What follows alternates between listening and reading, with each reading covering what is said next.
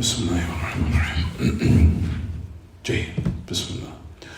الحمد لله وحده والصلاة والسلام على من لا نبي بعده وعلى آله وصحبه ومن تمسك بسنته إلى يوم الدين وسلم تسليما كثيرا. أما بعد. As we continue in this tremendous treatise entitled Fataawa al-Hamawiyyah al-Kubra by the great Imam Abu Abbas Taqi-ud-Din Ahmad ibn Abdul Halim ibn Abdul Salam ibn Taymiyyah al-Harrani al-Dimashqi rahimahullah al-Numaydi, the one who died 728 after the migration of our Prophet alayhi salatu wassalam. The time now is 7:30. The time now is currently 7:34 p.m.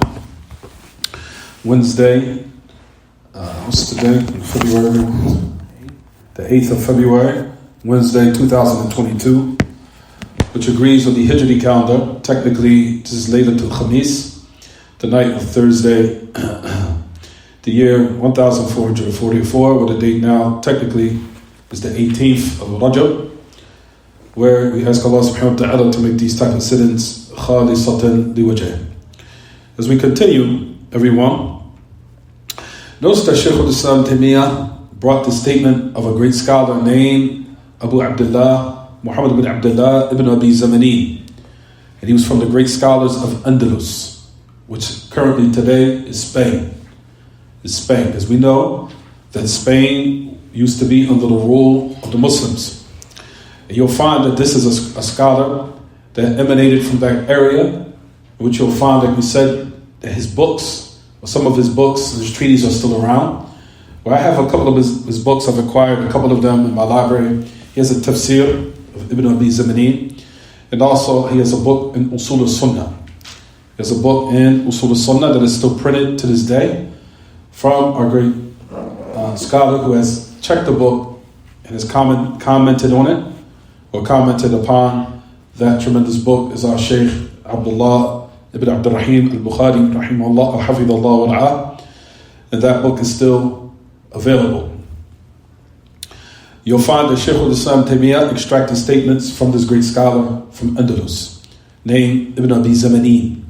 And like I said, alhamdulillah, Allah subhanahu wa ta'ala gave me the opportunity to finish this book when I was in Kuwait approximately 10 years ago, where we finished the book called Usul al-Sunnah Ibn Abi Zamani.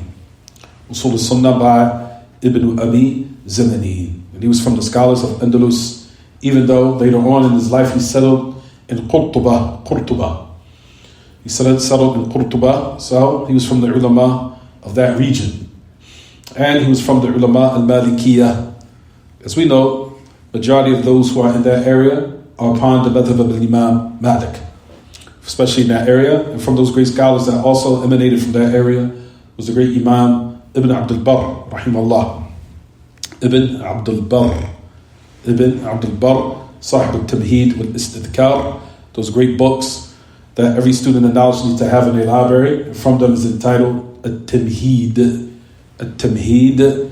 and Al-Istidhkar. He has a book called Istidhkar, and he has others.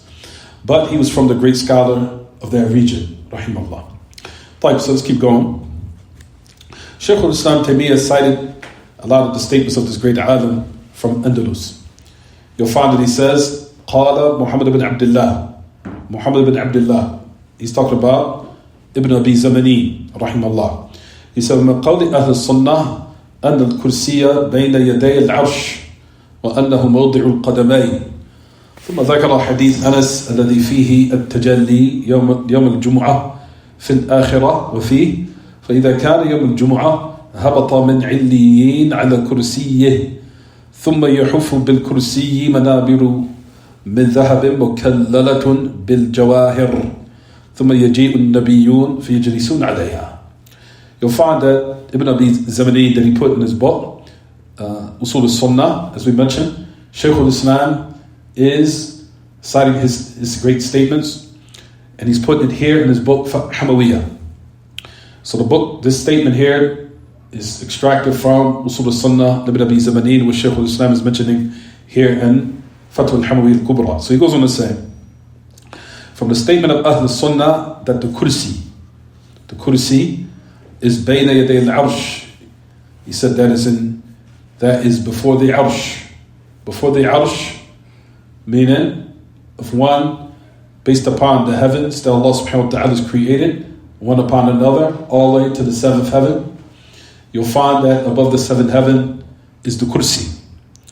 And then if one was to continue, even though they cannot, but if one was to, based upon the nusus, that from the kursi is the water that is also huge. Allah subhanahu wa ta'ala has informed us of a water hovering in the air that is extremely big, very vast. And then after that is the arsh. So you'll find that Ibn Abi Zamani, he goes on to say, everyone, he said, Bayna yaday al-arsh, and that the kursi is mawdi'ul qadamayn. It is the place of the 2 feet of Allah subhanahu wa ta'ala. ثم ذكر حديث أنس الذي فيه التجلي يوم الجمعة في الآخرة وفيه فإذا كان يوم الجمعة. We'll just mention this.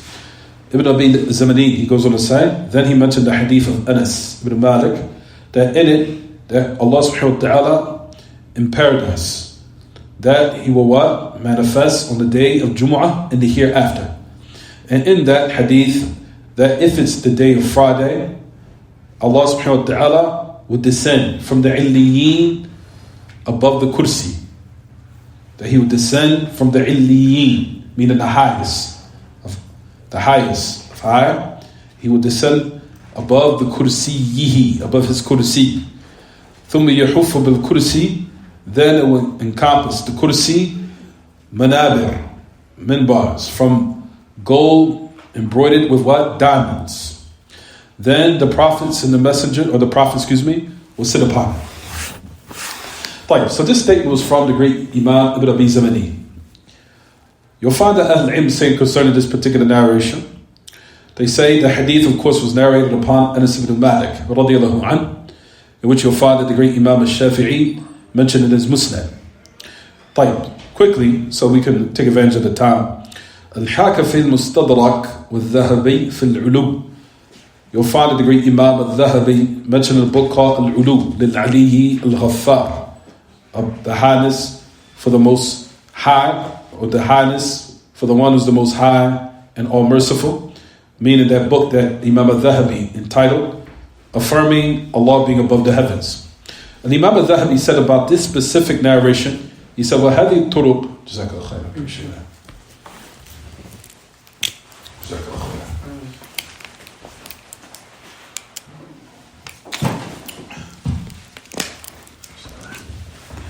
He said that the chains of these narrations, بعضها يعضد بعضا, that the narrations that they strengthen one another, or the chains, rather, everyone, strengthen one another. Shaykh al-Islam mentioned about this particular narration, روايات هذا الحديث وبعض طرقه, وقال بعد أن ذكر رواية ابن بطة العكبري فإذا كان الحديث قد روي من تلك الطريق الجيدة اندفع الحمل عليه.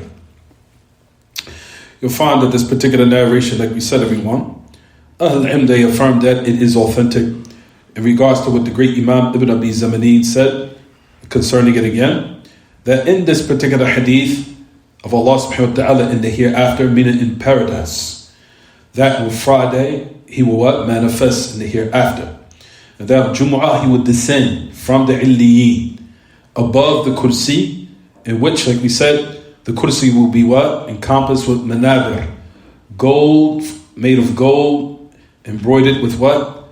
Jawahir, made of jewelry or diamonds. And the prophets will come and they will sit upon it. We'll mention the statement of the great Imam Muhammad Aman Jami about this also. We'll give his commentary about this particular hadith in a moment. Let's continue. Shaykh al-Islam goes on to say, وَذَكَرَ مَا ذَكَرَهُ يَحْيَى ibn Salam.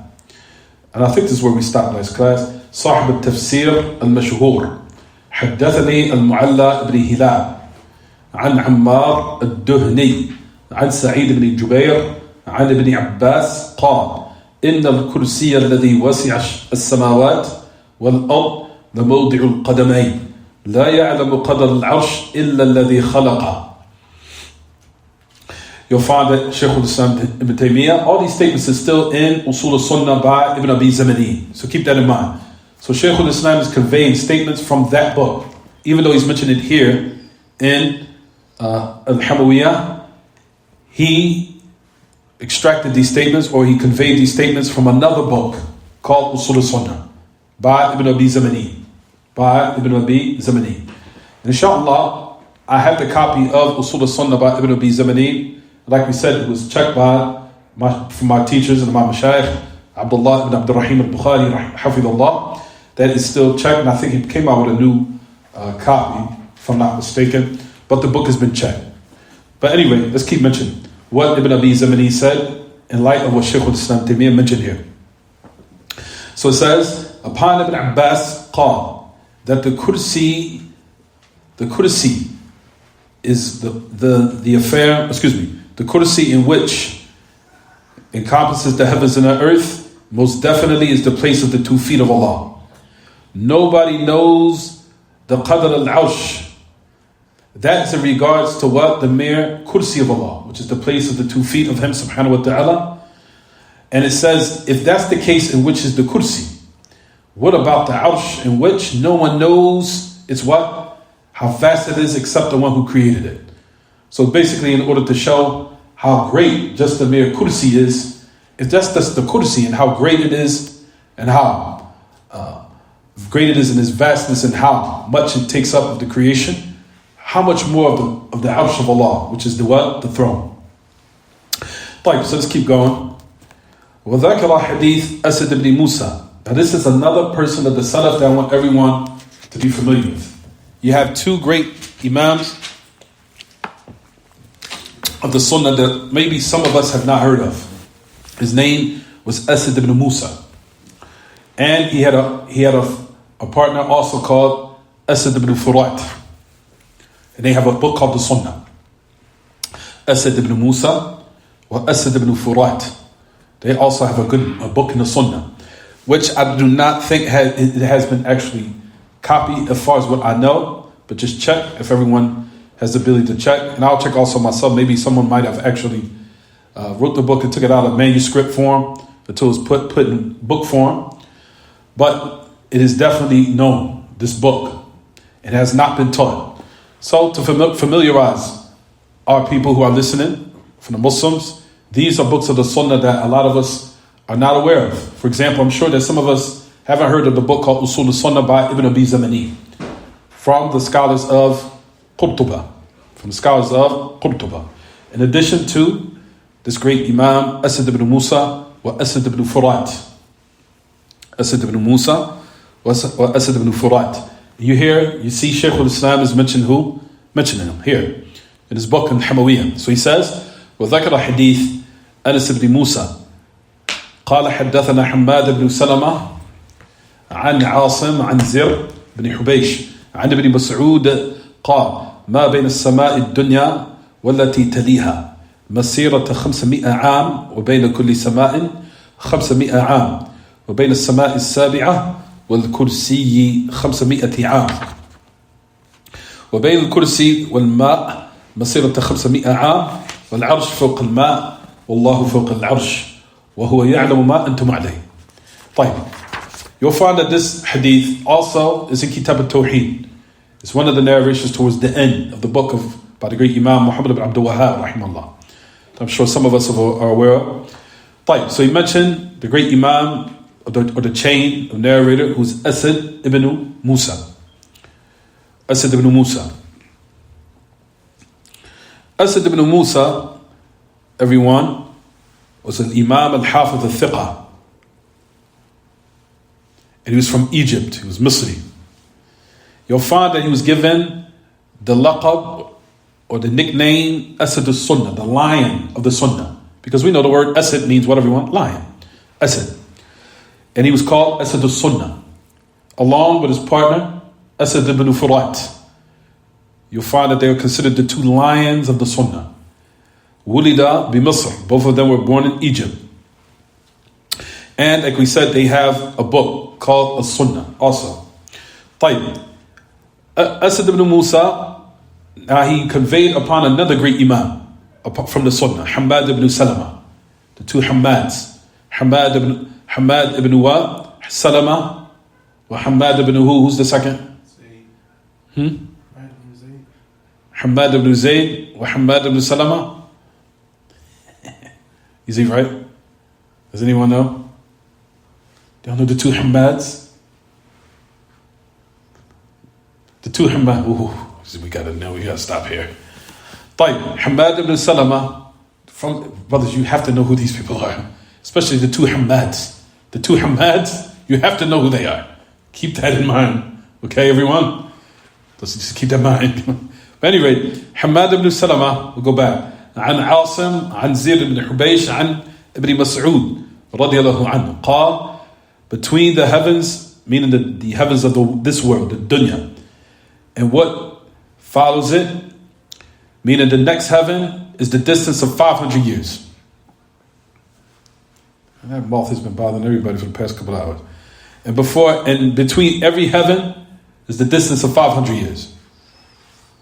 And between the seventh heaven and the kursi of Allah is what? 500 years likewise. Right?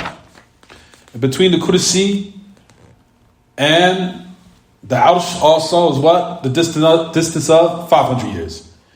And he said, well, arsh, and the arsh of the throne of Allah is above water. To let one know that there's a what? There's a water that is above, that hovers in the air, that Allah subhanahu wa ta'ala created, that has the characteristic of hovering in the air without nothing holding it. Is it clear, everyone? You'll find from those benefits the great Imam of the Sunnah, Ahmad ibn Yahya al-Najmi, rahimahullah, the great Imam from our present times, the ulama of this asr, the time of these, from the scholars of these current day times, the great Imam, Ahmad ibn Yahya al-Najmi, rahimahullah. He has a book or explanation of Kitab al-Tawheed, rahimahullah. And he mentioned this affair specifically, that look to the astonishing way in which Allah subhanahu wa ta'ala can create affairs that go against what we perceive as so-called normal.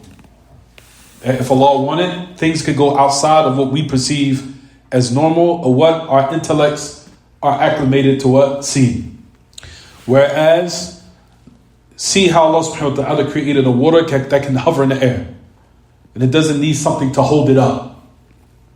Who in their mind would think that the intellect would be able to now grasp the concept that there is water just hovering in the air, just sitting there. A huge big water in which Allah subhanahu wa ta'ala made it where nothing is holding it up. He said you'll find that this is from the affairs in which Allah subhanahu wa ta'ala showing His great power and ability, that He could create anything He wants in the manner that He wants subhanahu wa ta'ala. And it does not is not a prerequisite. There has to be in a manner in which our minds can what? Grasp of what we consider the norm.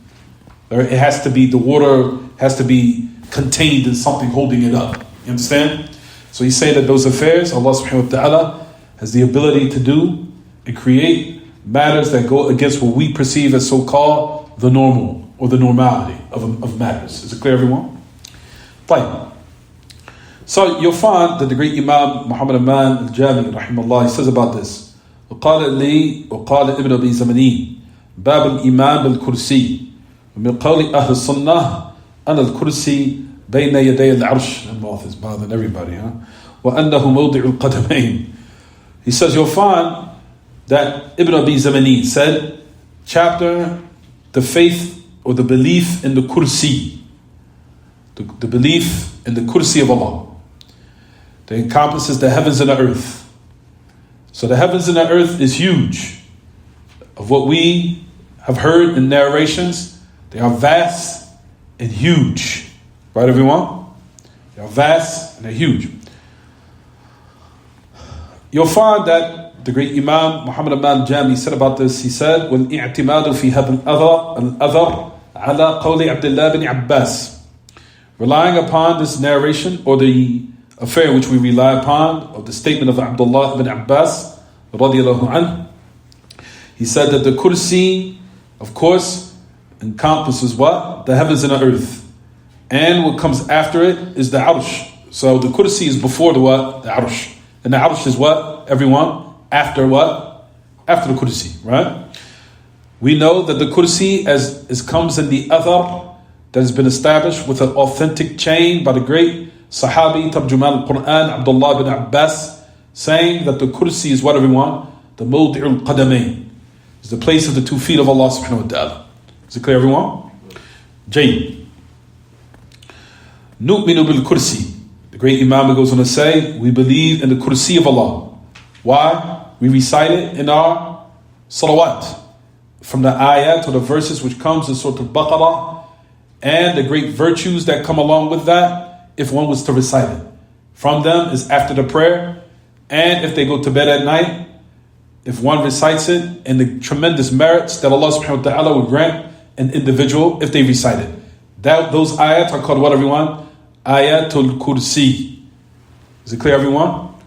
Ayatul Kursi. The verses concerning the Kursi of Allah. The great Kursi of Allah subhanahu wa ta'ala, in which one recites in Surah Al-Baqarah. Right, everyone? طيب. That particular surah, those particular verses, one was to recite it, Allah subhanahu wa ta'ala will give one protection.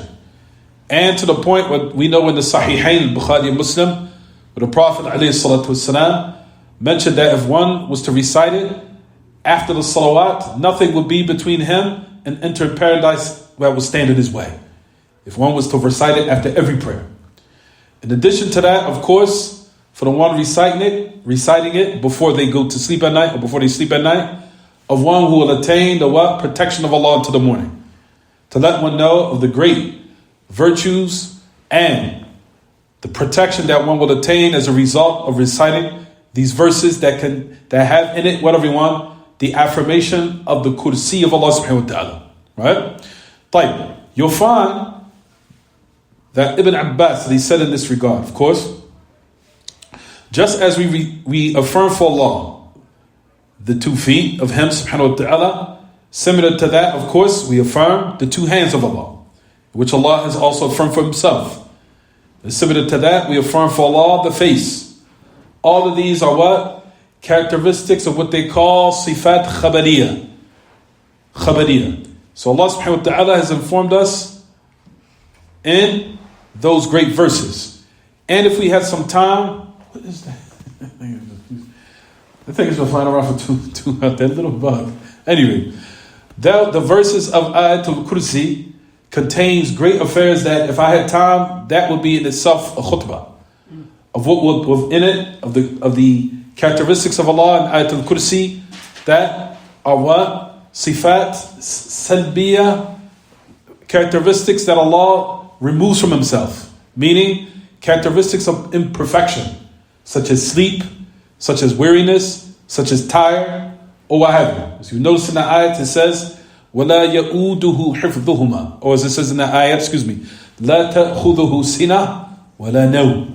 Nothing overtakes him of what? Of Allah. Of any type of exhaustion, or sleep, or what have you. Right, everyone? As it says in the ayat, it says it. Allah is negating from Himself what? Characteristics of what does not befit Him, because it goes against a characteristic of His perfect ability. Allah subhanahu wa ta'ala is free of all these what? Imperfections. And all these type of discrepancies, or what is considered weakness. Allah is what? Far and raised beyond that. And glorified above that. Allah subhanahu wa ta'ala brings tremendous characteristics in these ayat, in which I had time, He brings sifat of dhatiyah, khabariyah, and sifat, what they call salbiyah. Salbiyah. So I talked about this on many occasions. Sifat salbiyah of Allah is when Allah subhanahu wa ta'ala negates characteristics from Himself of imperfection in order to affirm the completeness of what He negated. What do I mean by that? Allah subhanahu wa ta'ala negated from Himself in these ayat sleep in order to affirm a complete characteristic of what we derive from that, which is complete what? Life. Allah subhanahu wa ta'ala's ability, His life, complete in every aspect. Nothing of weariness or tiredness or exhaustion overtakes Him subhanahu wa ta'ala. In order to affirm the completeness of what Allah negated, which is what? Which is what they call kamal al-qayyumiyyah wal-haya wal-qudra. Complete, absolute what? Life, self-sufficiency, and perfect ability and power. As it says as we know, Allahu la ilaha illa huwa al-hayyul qayyum. Al-hayat wal-qayyumiyah. Huwa al-hayyul qayyum. So Allah has affirmed characteristics of His essence here. La ta'khudhuhu sinah wa la nawm. So Allah subhanahu wa ta'ala affirmed characteristics of what they call sifat dhatiyah here. Characteristics of His essence. Which is what? Al-hayy. Al-hayat. Complete life. Meaning, what does complete life mean, everyone? There's no beginning. Allah has no beginning. Complete life also, which affirms there is no ending. Absolute complete what? Hayat. And qayyumiyah. يعني قيم بنفسه وقيام ومقيم لغيره. That Allah is self-sufficient with Himself, and He makes other people what? Sufficient, and makes them stand to carry out affairs. So that's absolute qayyumiyah, if you want to say قائم بنفسه ومقيم لغيره. That Allah is قائم بنفسه ومقيم لغيره. That Allah is self-sufficient alone by Himself, and He carries out affairs by Himself without need or help of anyone, and He carries out those affairs for other than Him, meaning for His creation, in which He what? Gives certain things or allows them by His permission to do certain things. Absolute perfect qayyumiyah, which is from the sifat dhatiyah, from the characteristics of His essence, meaning perfect life where Allah has no beginning and He has no what? Ending. And when I say qayyumiyah, that means qa'imatun binafsih wa muqimatun li ghayrihi. Is it clear, everyone? Then he says in the ayah, la ta'khudhuhu sinah wa la nawm. Characteristics of what they call sifatun salbiyah. Characteristics in which Allah negates from Himself of imperfection in order to affirm the completeness of what He negated. Is it clear, everyone? Allah does not negate characteristics just for mere negation. He negates it in order to affirm the completeness of His opposite, which Shaykh al-Islam Taymiyyah said in another statement where he mentioned it, said concerning these type of characteristics, he said, Al-Adam al-Mahd laysa bi shay illa idha tadammana amran wujudiyyan. He said mere negation is nothing unless you affirm something that what? Took its place, that exists or that is present. Is it clear, everyone? I said? He said, Al-Adam al-Mahd laysa bi shay illa idha tadammana amran wujudiyyan. He said the affairs of what is negated or just mere negation is nothing unless you come with something else to affirm in its place. And that's the example we just gave. So Allah subhanahu wa ta'ala negates sleep in order to affirm what? Absolute perfect what? Ability, life. Is it clear, everyone? And Allah negates from Himself sinah, exhaustion, in order to affirm the completeness of what He's negated, which is absolute perfect what? Power and ability, to the end of it. So Allah does not negate just for mere negation. He negates in order to affirm the completeness of what was negated. So, you'll find that He says, in so many ayat, for example, Allah negates from Himself the imperfection of forgetfulness in order to affirm the completeness of what He negated, which is perfect what? Knowledge. Knowledge. And awareness. Is it clear, everyone? طيب.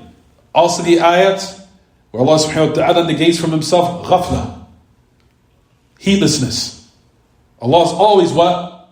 Khabir. He's always aware of everything. All these matters you'll find which are called, or this type of pattern, the method in the Quran is called sifat salbiyah, where Allah negates from Himself imperfections in order to affirm the completeness of what He negated. Clear, everyone? Jane. لا تأخذه سنة ولا نوم له ما في السماوات وما في الأرض. Then Allah affirms from Himself the characteristic of mulk, that belongs to Him is the dominion of everything in the heavens and the earth. It belongs to Him alone, and He conducts in it of how He wills. He allows good to happen, and He allows evil to happen out of some infinite wisdom. But to Him, ultimately, all the affairs return back to Him subhanahu jalla sha'nu. He allows it to happen for a reason. For a reason and a wisdom that He knows. And in certain instances, Allah does allow us to know the reasons of certain affairs. But if the affair we do not know, then we ultimately know that Iman is not a prerequisite that we have to know the hikmah of everything. Our Iman is built upon what? Submission to Allah subhanahu wa ta'ala. Allah does gives us to know hikam behind certain things, and other affairs Allah subhanahu wa ta'ala did not give us the hikam behind it. But our affairs is to what? Know that He is all wise in what He legislates, and that is not a prerequisite in our Iman. It's meaning it's not a condition. That we have to know what's the hikmah behind this, what's the hikmah behind that, what's the hikmah of why I was born without parents, what's the hikmah of why that individual was born as a crack baby, what is the hikmah behind why I was born black and that person was born white, what's the hikmah behind that individual came from Pakistan, I had to come from some ghetto in America in Chicago with no parents as a growing up as a crack baby to the end of it. What's the hikmah? What's the hikmah? You understand?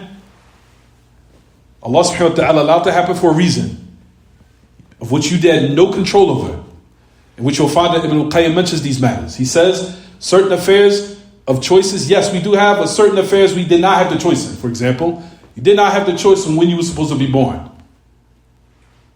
You did not have the choice of what type of gender, based upon what American standards say, based upon what type of sexual gender you were born. You did not have the choice in that. You did not have the choice of how tall you were going to be. You did not have the choice of what complexion you were going to be. You did not have the choice who's going to be your parents. Did you have any choice to choose that or not?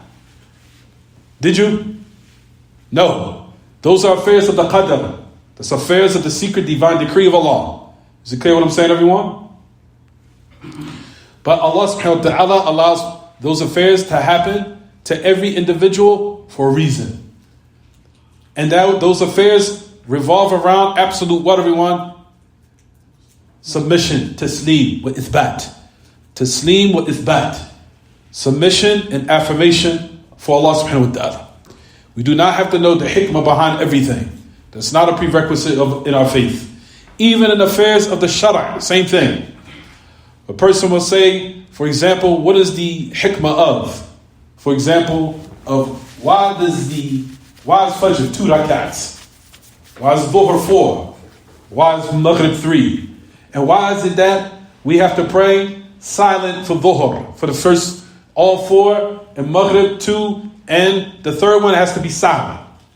Those affairs are built upon what? Those ta'abbud, or that type of worship, is built upon taslim wa iman. A tathbeed or iman, a taslim wa ithbat. Built upon submission and what? Affirmation for Allah Ta'ala by submitting to Him. And we do not have blind faith in our religion. There's no such thing as iman a'ma. There's no such thing as blind faith in our religion. Our religion revolves around what? Iman of submission and iman of what? Affirmation. Taslim wa ithbat. Those are the matters that our iman revolves around. We don't just say, we just have blind faith. No. We submit to know that our Lord is all wise. He's all intelligent. He's all knowledgeable. Certain affairs Allah allows us to know. And the reason why some of those matters Allah revealed to us through His Prophet ﷺ, the wisdom, to let you know that He has the complete ability to have affairs in a manner that He is complete in. But certain affairs are known of the wisdoms. Allah allows us to know some of them. But it's not a prerequisite that we have to know all of it. Or it's not a prerequisite that we have to know all of them. Is it clear, everyone? Jay. So you'll find that as it goes on about the ayat al-kursi, the last part, it says, لا تأخذ له ما في السماوات وما في الأرض من ذا الذي يشفع عنده إلا بإذنه يعلم ما بين أيديهم وما خلفهم ولا يحيطون بشيء من علمه إلا بما شاء وسع كرسيه السماوات والأرض ولا يؤوده حفظهما وهو العلي العظيم.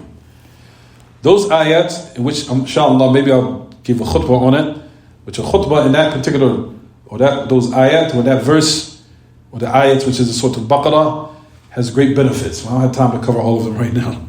But anyway, so let's return back to it. We said last class, everyone, the affairs of the kursi of Allah. The kursi of Allah, our belief in it is is a belief that is obligatory. It's priority.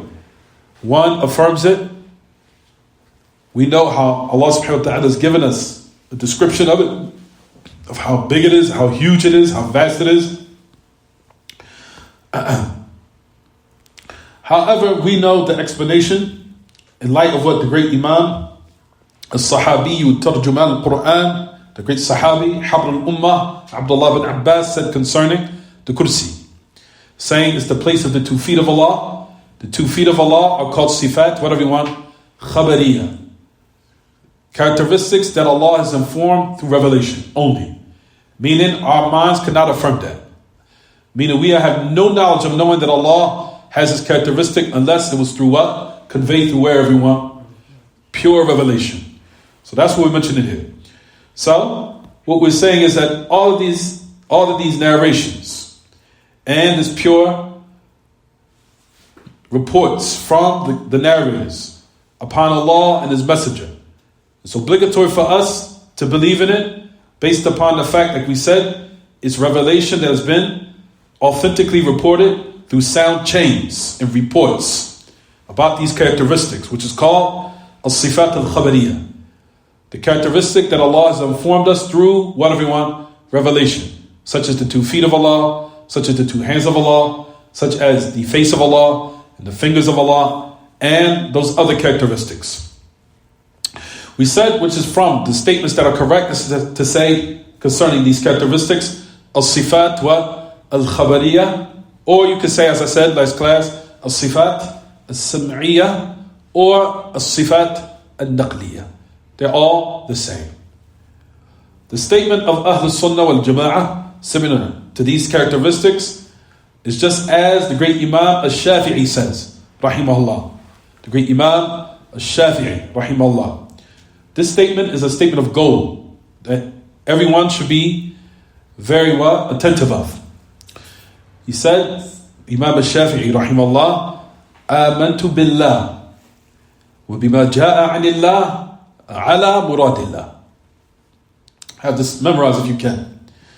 آمنت بالله وبما جاء عن الله على مراد الله. That I believe, or وآمنت برسول الله وبما جاء عن رسول الله على مراد رسول الله صلى الله عليه وسلم.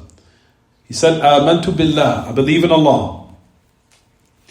What has come of revelation from Allah upon what Allah intended it to be understood, in a manner of how Allah wanted it to be understood.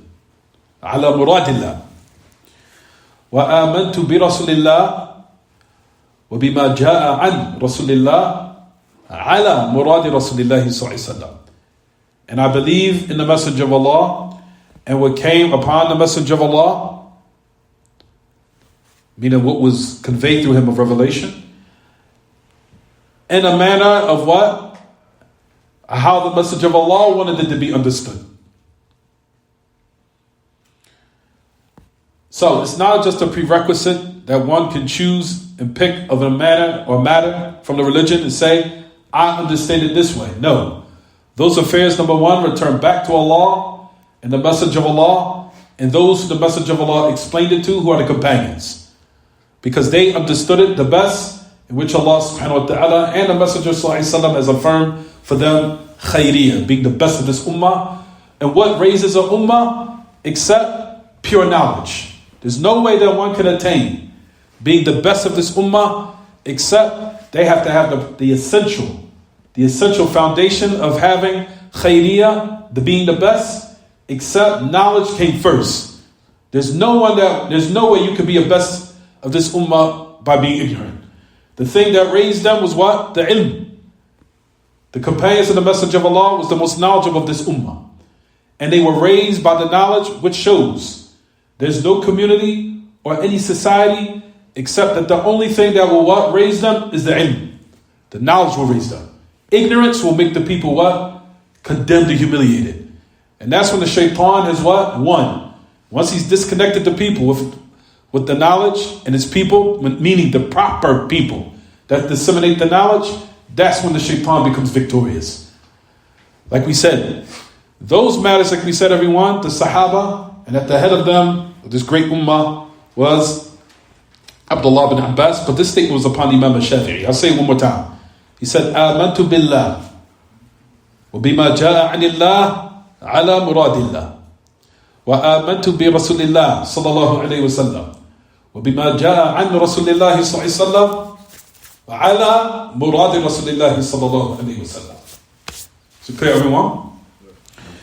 Based upon the statement of the great Imam al-Shafi'i rahimahullah, meaning لا نحرف النص ولا نؤول ولا نعطل وإذا أثبتنا لا نبالغ في الإثبات إلى حد التشبيه والتمثيل ولكن نبقى في الوسط إثبات بلا تشبيه أو تمثيل, to the end of it. So he's saying here, based upon this qa'idah, this principle that the great Imam Muhammad ibn Idris al-Shafi'i rahimahullah, that he said, we do not distort the text, nor do we corrupt it by changing or distorting its meaning, or bringing a meaning that goes against what Allah and His Messenger intended. So the affairs revolve around what? Going back to what Allah and His Messenger, and those who the Messenger of Allah entrusted to explain the Quran, from those who He taught from the companions. We do not what? Oppose what they have brought of interpretations and commentary of those blessed verses. He said, we do not what? We do not negate either. We do not negate those characteristics of Allah.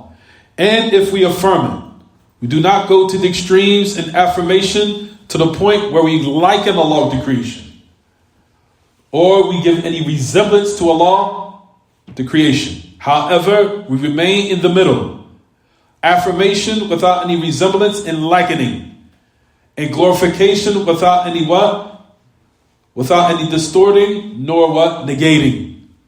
This is the manhaj of Ahl Sunnah wal Jama'ah, in which you'll find that the Salaf of this ummah were firm upon, and which is befitting upon everyone to have knowledge of, awareness of, and firm belief in. Is it clear, everyone? Jee. Then you'll find of the hadith of the great Imam Ibn Abi Zamani, rahimahullah, that he put in Usul al-Sunnah. Shaykh al-Islam continues to convey by saying, ثم ذكر حديث أنس الذي فيه التجلي يوم الجمعة في الآخرة وفيه فإذا كان يوم الجمعة هبط من عليين على كرسيه أي نزل على كرسيه كما يليق به ثم يحف بالكرسي منابر من ذهب مكللة بالجواهر. He said that Allah subhanahu wa ta'ala in the hereafter will manifest on the day of Friday, in the hereafter. And if it's the day of Friday, Allah will descend from the highest of high, above the kursi. He says, just as the Messenger of Allah ﷺ said, ثُمَّ يَحُفُ بِالْكُرْسِي مَنَابِرُ مِنْ ذَهَبَ مُكَلَّلَةٌ بِالْجَوَاهِرِ. Then the kursi, like we said, will be encompassed by the minbars, made of gold embroidered by jawahir, by jewelry, or diamonds. وَكُلَّ هَذِهِ الْأُمُورِ. The great Imam Muhammad Ahmad Jami says, he put it in proper perspective by saying, all of these affairs are from the affairs of the unseen, which is obligatory upon us to believe in, due to the fact that this text has been what? Affirmed. كما قلنا لولا ورود النص لا مجال للعقل فيها. He said, due to the fact, if it wasn't for the fact of the nas that it came affirming it, it is not permissible for the mind to affirm it at all. Meaning, these affairs are solely and exclusively relied upon in what, everyone? Revelation. J. ثم يجيء النبيون فيجلسون عليها على تلك المنابر. Then the Nabiyyun will come and they will sit upon it. Meaning, those manabir in the hereafter in paradise. وذكر ما ذكره يحيى بن السلام صاحب التفسير المشهور. You'll find that he says, ذكر ابن أبي زمني. Then they mention the chain. We'll talk about this in a minute. We'll probably stop here. He says of the affairs pertaining to Al-Mu'alla ibn Hilal. This chain has a little weakness in it. Al-Mu'alla ibn Hilal, in the narrations, in the chains, is considered weak. Rather, you'll find that some of Al-Ilm say he's matruk. He's a kathab. He fabricates hadith. I'll mention probably this tomorrow. Again, a little bit more detail about the chain. Matter of fact, I'll read it quickly and then I'll stop. And then we'll continue tomorrow as far as the takhrij. You'll find out this individual, Mu'alla ibn Hilal al-Tahan al-Kufi. Listen to what Ahl al-Ilm say about him. اتفق العلماء على تكذيبه. The ulama have agreed upon of him being what? A liar. على تكذيبه. قال الذهبي وما رماه السفيانان, the two great Sufyans. Who's the two great Sufyans? Sufyan al-Thawri, Sufyan ibn Uyayna, said that he was a liar. The two Sufyans, رماه بالكذب, they accused him of being a liar. وقال the great Imam Abdullah ibn al-Mubarak. These are some great imam here with some high status in our religion from Ahl Sunnah. Abdullah ibn al-Mubarak and the great Imam Ali ibn al-Madini. Abdullah ibn al-Mubarak and Ali ibn al-Madini. We know the athar of Ali ibn al-Madini, right everyone? Does everybody know the great status of the Ali ibn al-Madini? And Imam al-Bukhari said about him, there was no one from the scholars I was ever shy from, that I felt that Allah subhanahu wa ta'ala, of course, I was able to feel strong in and convey what I had to convey, no matter who I was in front of. He said, except Ali ibn al-Madini. He said, I was very shy from him. He said, there was no one I was shy from, he said, from hadith, in regards to affairs, except that I knew what I was strong in and what I was able to do, except in front of Ali ibn al-Madini. He said, I was very shy for Ali ibn al-Madini, the great Imam, Sahib al-Ilm, al-Hadith, Ali ibn al-Madini, rahimahullah. But anyway, Ali ibn al-Madini said about him, al-Mu'alla, he said, كان يضع الحديث. He used to fabricate hadith. كان يضع الحديث. قال ابن معين هو من المعروفين بالكذب والوضع. He was from those who was known of lying and fabricating. And we could go on and on and on. So, this particular chain, do we rely upon it? No. But why was it conveyed? That's the thing I wanted to speak about next class. That is going to take some time. We'll have to break it down for everyone. Okay, everyone? We'll stop here, inshallah. Now, I'll explain in depth tomorrow of why this particular narration was made. Inshallah. So we'll stop here, inshallah. It's getting kind of late. I didn't even realize the time. Is there any questions about the lesson, anyone?